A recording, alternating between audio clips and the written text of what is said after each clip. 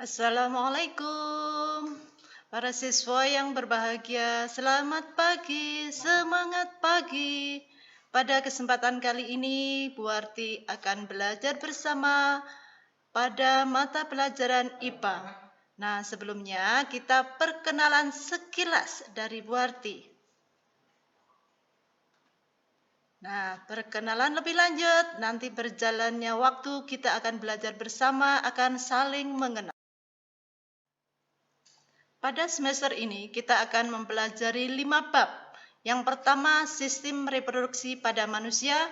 Yang kedua, perkembangbiakan pada tumbuhan. Kemudian bab yang ketiga adalah perkembangbiakan pada hewan. Bab keempat, pewarisan sifat. Kemudian yang terakhir adalah bab listrik. Nah, pada bab listrik di sini nanti akan kita bedakan listrik statis dan listrik dinamis. Para siswa, untuk selanjutnya kita akan mempelajari bab yang pertama, yaitu sistem reproduksi pada manusia. Sistem reproduksi pada manusia. Nah, salah satu ciri makhluk hidup adalah berkembang biak, reproduksi. Nah, sebelum kita mempelajari sistem reproduksi pada manusia, kita pelajari dulu tentang pembelahan sel. Nah, sel itu bagian pada tubuh kita. Bagaimana proses membelahnya, untuk apa? Selanjutnya akan kita pelajari dulu manfaat atau tujuan pembelahan sel. Manfaat pembelahan sel yang pertama adalah menggantikan sel yang rusak atau memperbaiki sel yang rusak.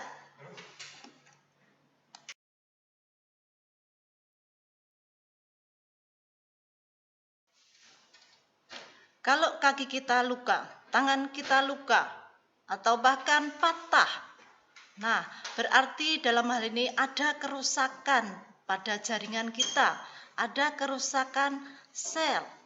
Nah, peran pembelahan sel dalam hal ini adalah untuk perbaikan. Sel akan membelah sehingga di sini berfungsi pada perbaikan jaringan yang rusak. Sehingga luka kita berjalannya waktu akan sembuh, akan pulih seperti sedia kala. Fungsi pembelahan berikutnya adalah untuk pertumbuhan. Nah, kita alami, kita dulu masih bayi, tumbuh, menjadi anak-anak, kemudian menjadi agak besar, kemudian semakin besar, lebih dewasa, kemudian sampai menjadi orang tua. Berarti dalam hal ini mengalami pertumbuhan. Pertumbuhan pada tumbuhan pun demikian. Nah, dari biji, kemudian ada tunas, kemudian tumbuh daun, selanjutnya mungkin bunga. Berarti dalam hal ini mengalami pembelahan sel. Begitu juga pada hewan, pertumbuhan pada hewan. Contohnya pada telur yang akan menjadi anak ayam, kemudian mengalami pertumbuhan menjadi ayam dewasa. Nah, disinilah peran pembelahan. Pada pertumbuhan, bagaimana peran pembelahan sel dalam hal ini? Nah, sel misalkan 1 membelah menjadi 2, 2 menjadi 4, kemudian bertambah lagi menjadi 6, 8. Berarti semakin banyak membelah, berarti semakin banyak sel pada makhluk hidup tersebut. Nah, karena semakin banyak, berarti yang terlihat pada kita, maka kalau manusia, maka tubuh semakin besar ukurannya. Nah, kalau hewan, semula anakan, kemudian lebih besar, mungkin lebih sebesar lagi. Nah, kalau pada tumbuhan, yang semula baru ada 1 daun, kemudian 2 daun, 3, 4, sehingga akan membesar, tambah ranting, tambah buah bahkan. Nah, ukurannya semakin besar berarti menunjukkan selnya semakin banyak. Fungsi perkembangan sel yaitu yang ketiga adalah pada reproduksi atau perkembangbiakan. Perkembangbiakan merupakan salah satu ciri makhluk hidup. Nah, manusia bisa berkembang biak yang semula satu orang, mendapat pasangannya 2 orang, kemudian mempunyai anak atau keturunan. Nah, yang mengawali itu adalah pembelahan sel, terutama pada pembentukan sel kelamin. Nah, sebelum terbentuk janin pada kandungan, ini ada peran 2 sel kelamin, yaitu sel kelamin pria atau laki-laki yang kita sebut dengan sperma dan sel kelamin wanita yang kita sebut dengan sel telur atau ovum. Nah, kedua sel kelamin tersebut dalam pembentukannya mengalami pembelahan sel. Pada reproduksi seksual diperlukan sel kelamin untuk membentuk sel baru atau anakan. Nah, kalau kita lihat di sini, sebelum ada janin dalam kandungan, peran utama yang lebih awal itu adalah sel sperma dan sel ovum atau sel telur. Sehingga sel sperma di sini hasil pembelahan juga. Begitu juga ovum atau sel telur ini merupakan pembelahan sel juga.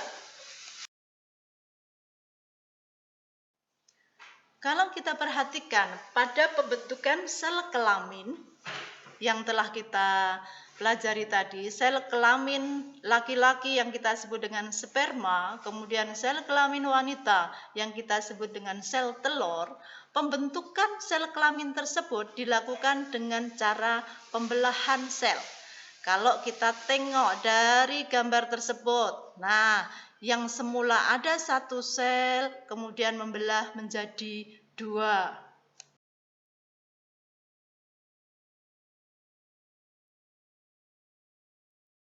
Sebelum kita mempelajari bagaimana pembelahan sel tersebut, akan kita ketahui ada macam pembelahan sel yang akan kita pelajari. Dalam hal ini adalah pembelahan mitosis dan pembelahan meiosis.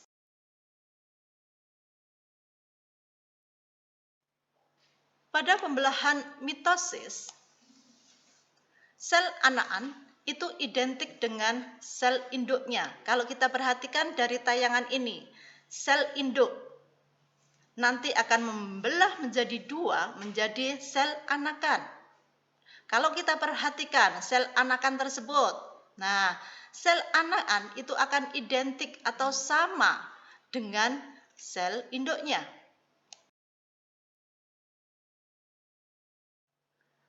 Sel anakan pada pembelahan mitosis, jumlah kromosomnya sama dengan kromosom sel induknya.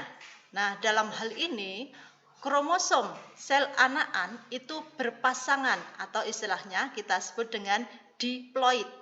Kita tengok dari tayangan ini. Nah, sel induk, kita tengok.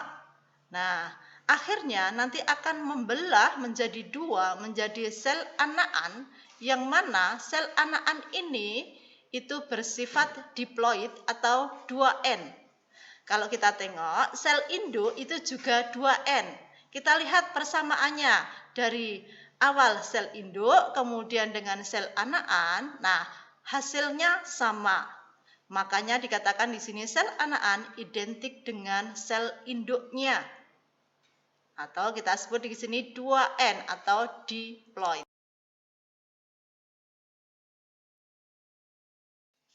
Pada pembelahan mitosis akan mengalami 4 fase.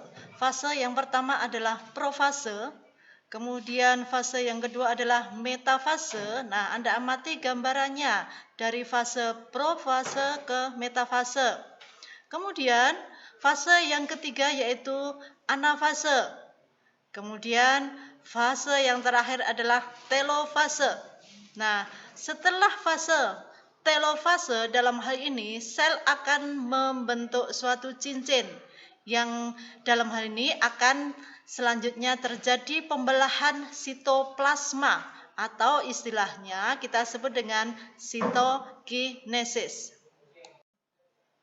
Terbentuknya cincin yang terjadi pada proses sitokinesis di sini membagi sitoplasma sehingga terbentuk dua sel anakan.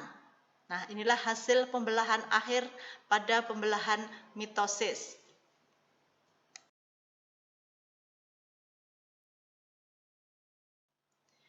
Jenis pembelahan yang kedua yaitu pembelahan meiosis.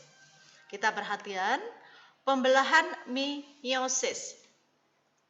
Proses pembelahan meiosis di sini ada beberapa tahapan, kita tengok. Nah, kita bandingkan sifat sel induk dengan sel anakan. Kalau sel induk itu adalah diploid atau 2N, nah pada akhirnya nanti akan membelah menjadi sel anakan yang bersifat haploid atau N. Sehingga kalau kita bandingkan tadi pada pembelahan mitosis, sifat anakan jumlah kromosomnya itu sama dengan induknya. Namun untuk pembelahan meiosis, maka sel anakan itu setengahnya dari sel induknya. Kita perhatikan dari gambar tersebut.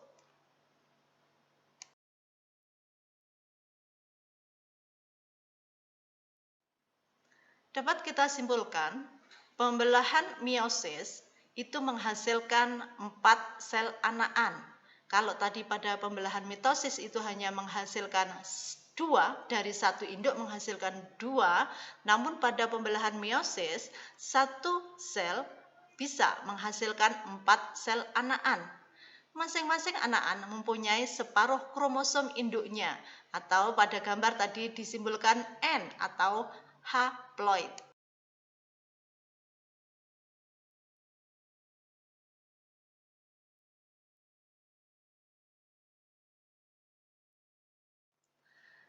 Setelah kita mempelajari masing-masing tadi bagaimana tentang pembelahan mitosis dan meiosis, sekarang kita bandingkan.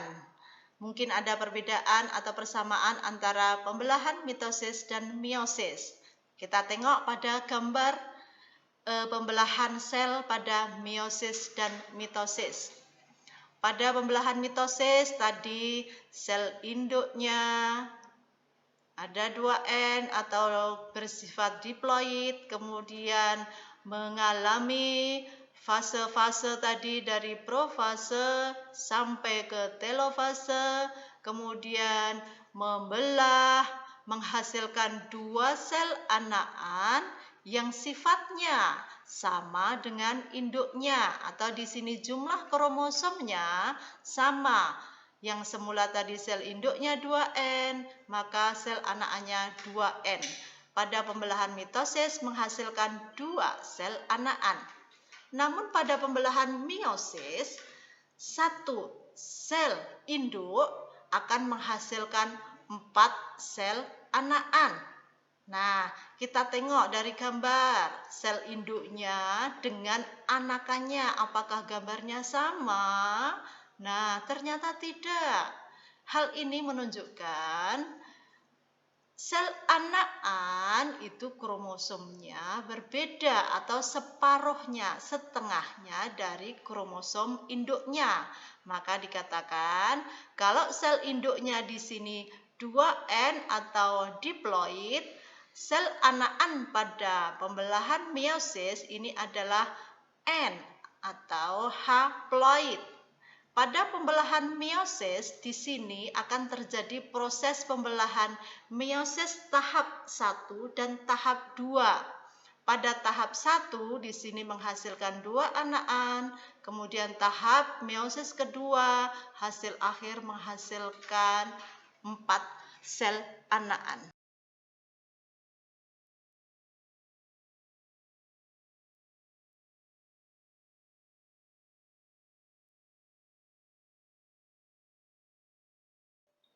Dapat kita simpulkan perbedaan mitosis dan meiosis. Yang pertama, hasil dari pembelahan tersebut. Kalau mitosis, hasil pembelahannya itu dua sel anakan yang bersifat diploid atau 2N. Sedangkan pada pembelahan meiosis menghasilkan 4 sel anakan bersifat haploid. Nah, pada sel manusia, yaitu pada sel kelamin, sel anakannya itu berjumlah 23 kromosom. Kemudian ditinjau dari tempat terjadinya. Pembelahan mitosis itu terjadi pada sel tubuh atau kita sebut dengan autosom. Suatu misal kalau tangan kita luka. Nah, pembelahan itu terjadi pada sel tangan kita. Kalau kaki kita luka, nah berarti pembelahan itu terjadi pada bagian kaki kita karena fungsinya akan memperbaiki sel yang luka tadi.